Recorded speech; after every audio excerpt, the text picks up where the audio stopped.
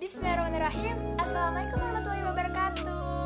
Hello everyone, perkenalkan nama saya Disrina Fauzia dari program studi Ilmu Pendidikan Agama Islam, Fakultas Pendidikan Ilmu Pengetahuan Sosial, Universitas Pendidikan Indonesia. Terima kasih sudah mengklik video ini. Pada video kali ini saya akan mereview sebuah buku sekuler dari buku Berani Tidak Disukai, yaitu buku Berani Bahagia. Buku ini ditulis oleh penulis hebat yang bernama Ichiro Kishimi dan Fumita Koga yang sudah bestseller. Telah terjual lebih dari 1 juta eksemplar.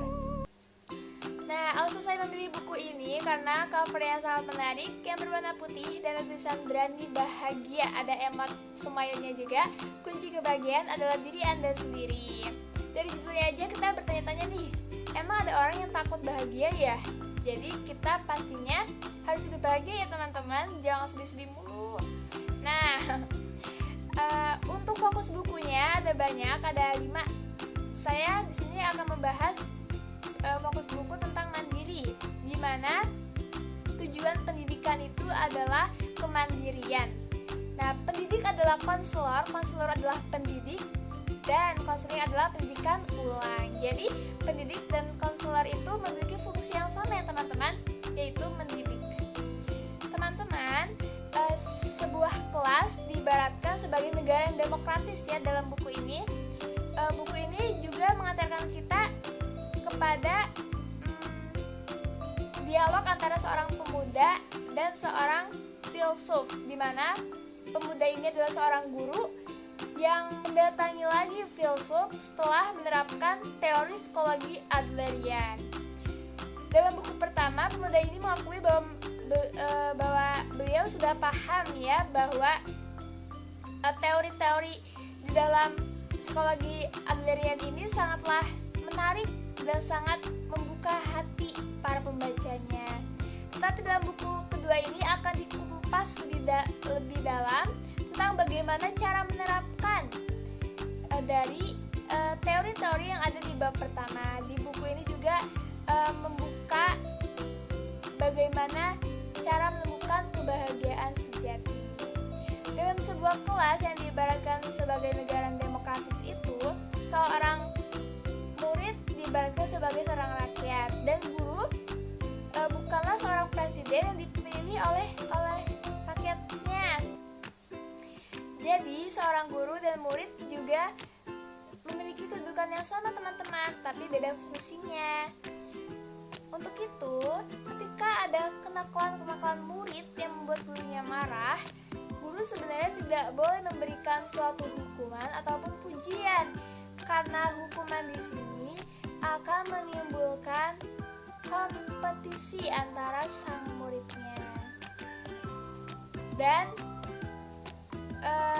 marah juga menggambarkan bahwa guru itu tidak dewasa ya dalam bersikap, karena jika seorang anak dimarahi sebenarnya itu tidak akan menimbulkan rasa hormat, tetapi malah rasa jijik yang mengakibatkan kelas menjadi rusuh, tidak bisa diatur, tidak bisa mendengar, tidak bisa mematuhi aturan, dan tidak mendengarkan gurunya berbicara.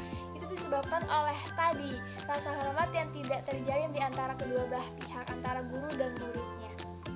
Kemudian ada bab tentang menghormati. Nah, menghormati itu dapat menular ya teman-teman, sebagaimana rasa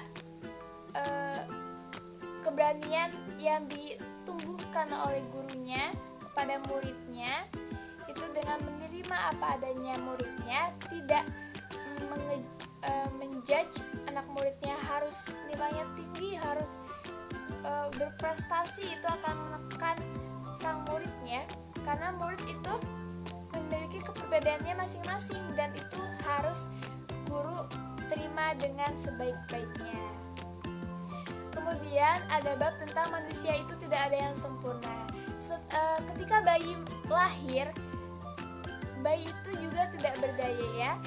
Dia membutuhkan seorang orang tua untuk menyayangi dan memberi kasih sayang, khususnya dari ibunya, yang dimana kasih sayang seorang ibu itu tidak lainnya.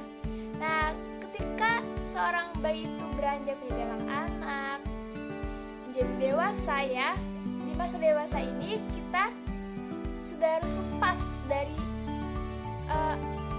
masa kanak-kanak itu. Karena di masa kanak-kanak kita ingin sekali yang namanya dicintai.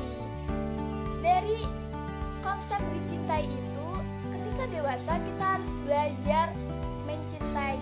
Karena mencintai itu sendiri adalah kita bisa menerima orang lain, mempercayai orang lain apa adanya tanpa harus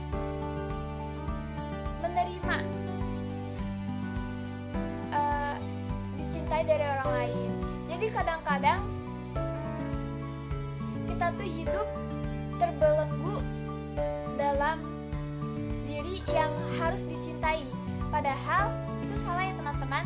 Padahal kita hidup ini seharusnya mencintai, karena dengan mencintai hati menjadi tenang dan kita bisa merasakan bagaimana perasaan sosial itu sendiri. Di mana perasaan sosial itu tumbuh rasa empati, tumbuh rasa kepedulian antar sesama manusia, dan bisa menghargai, menghormati perbedaan-perbedaan yang ada di dunia ini antara sesama manusia. Karena dengan kita menghormati orang lain, bahwa menganggap orang lain itu sama dengan kita, memiliki empati yang tinggi, insya Allah konflik-konflik yang terjadi antara perbedaan-perbedaan di berbagai belahan dunia manapun itu bisa terselesaikan dengan cara menghormati tadi dan mempercayai artinya menerima seseorang tanpa syarat apapun.